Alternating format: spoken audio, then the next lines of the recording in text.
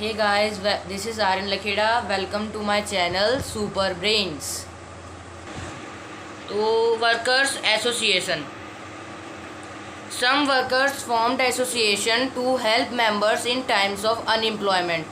यानी कि जो कुछ वर्कर्स थे उन्होंने एसोसिएशन बनाए दूसरे लोगों को अगर कोई नौकरी से निकालता है तो उनकी मदद करने के लिए। जैसे कि कुछ लोग थे, कुछ वर्कर्स थे जिनको लोग बिना वजह ही अनएम्प्लॉय कर देते थे, यानी नौकरी से निकाल देते थे। तो जो बाकी वर्कर्स होते थे वो उनके लिए एसोसिएशन बनाते थे और स्ट्राइक करते थे। Despite divisions, workers united to stop work when they disagreed with employers about dismissals और work conditions। जैसे कि मैंने आपको बताया था कि वर्कर्स में डिवीज़न था, पर इसके बावजूद भी अगर वो उन सबको लगता था कि हमारे साथ अन्याय हो रहा है तो वो एक साथ स्ट्राइक पर बैठ जाते थे, यानी स्ट्राइक करने लग जाते थे। Strikes took place frequently in the textile industry and in the metal industry। अब टेक्सटाइल इंडस्ट्री में 1896 से 1897 में बहुत ज़्यादा स्ट्राइक्स हुए और मेटल इंडस्ट्री में 1902 में बहुत ज़्यादा स्ट्राइक्स हुए। किसकी? वर्कर्स की।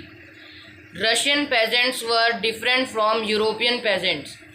जो रशियन पेजेंट्स थे वो यूरोप के पेजेंट से अलग थे। अब देखते हैं कि किस तरीके से अलग थे। Produce together and divided the profit. वो एक साथ खेती करते थे और आपस में जो प्रॉफिट होता था उसको बांट लेते थे। Disrespected nobles. जो नोबल्स को वो रिस्पेक्ट नहीं करते थे, डिसरिस्पेक्ट करते थे उनकी। Divided like workers. वो वर्कर्स की तरह ही डिवीज़न था उनके अंदर, मतलब वो डिवाइडेड थे। Wanted the land of nobles. वो नोबल्स के जो लैंड थी, जो ज़मीन थी, उसको वो चाहते थे। फार्मर्स रिफ्यूज टू पे रेंट एंड मर्डर्ड लैंडलॉर्ड्स। अब जो यहाँ के फार्मर्स थे वो रेंट नहीं देते थे और ज़्यादा ही लैंडलॉर्ड्स ने अगर उनको ज़बरदस्ती से रेंट मांगा तो वो उनका मर्डर कर देते थे, यानी उनको मार डालते थे। इन 1905 murders were common in Russia. 1905 में जो रशिया में मर्डर्स बहुत ज़्यादा कॉमन थे, साधारण तौर पर मर्डर्स होते ही रहते थे रशिया में।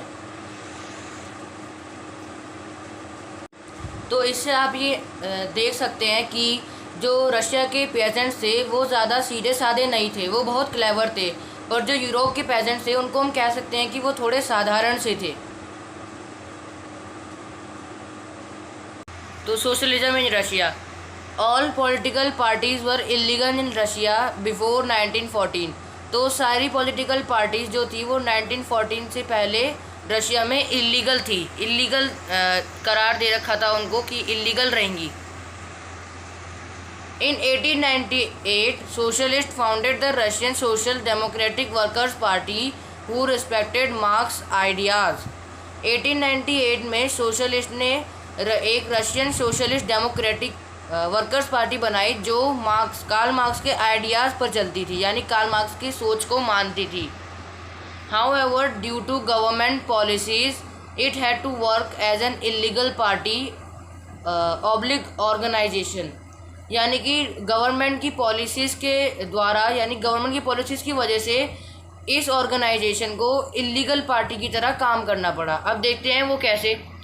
It set up a newspaper, mobilised worker and organised strikes.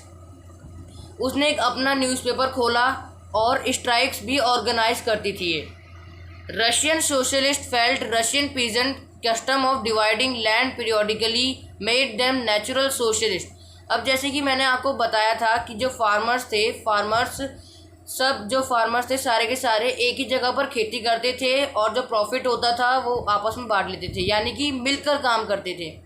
तो जब रशियन सोशलिस्ट ने ये देखा कि फार्मर्स के अंदर तो पहले से ही थोड़ी बहुत यूनिटी है, तो उन्होंने मान लिया कि ये तो पहले से ही सोशलिस्ट की तरह काम कर रहे हैं।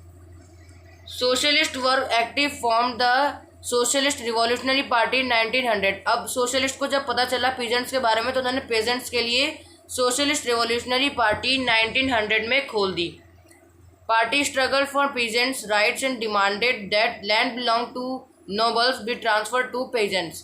तो जो पार्टी थी वो पेजेंट्स के लिए स्ट्रगल करती थी और उन्होंने पेजेंट्स के लिए राइट मांगा कि जो नोबल्स की जो ज़मीन होती है वो पेजेंट्स को मिलनी चाहिए।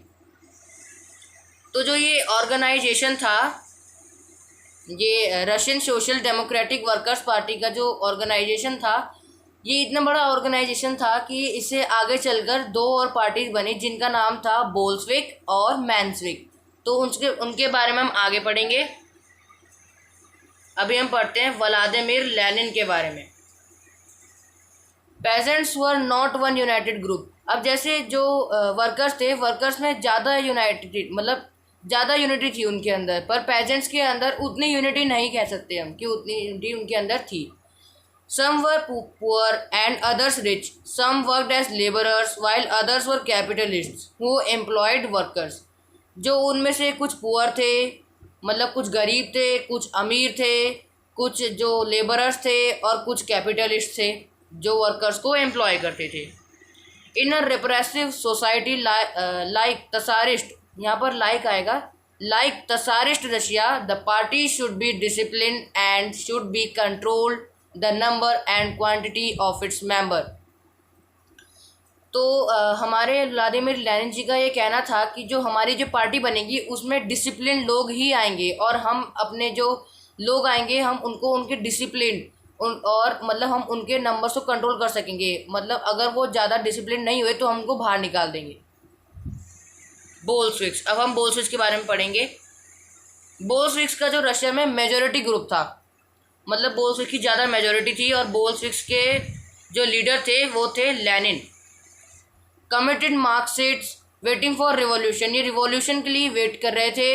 Believed in a tight knit group of revolutionary, जैसे मैंने आपको बताया कि ये ऐसे ही किसी को भी अपने ग्रुप में आने की इजाज़त नहीं देते थे, मतलब कि किसी को भी नहीं आने देते थे। ये बहुत ही ज़्यादा मतलब रेयर केस में अपने ग्रुप में किसी को लेते थे, वरना ऐसे नहीं कि किसी को भी कोई भी इनकी पार्टी में आना चाहता है और उन्होंने उसको अपनी पार्टी में ले लिया, ऐसा नहीं होता था। मेंशेविक्स, माइनॉरिटी ग्रुप। अब जो मेंशेविक्स थे उनकी जो वो तो माइनॉरिटी ग्रुप थे रशिया में, लेड बाय मार्तोव, और जो मेंशेविक्स थे वो मार्तोव के द्वारा लेड की जाती थी, यानी मार्तोव उसके लीडर थे।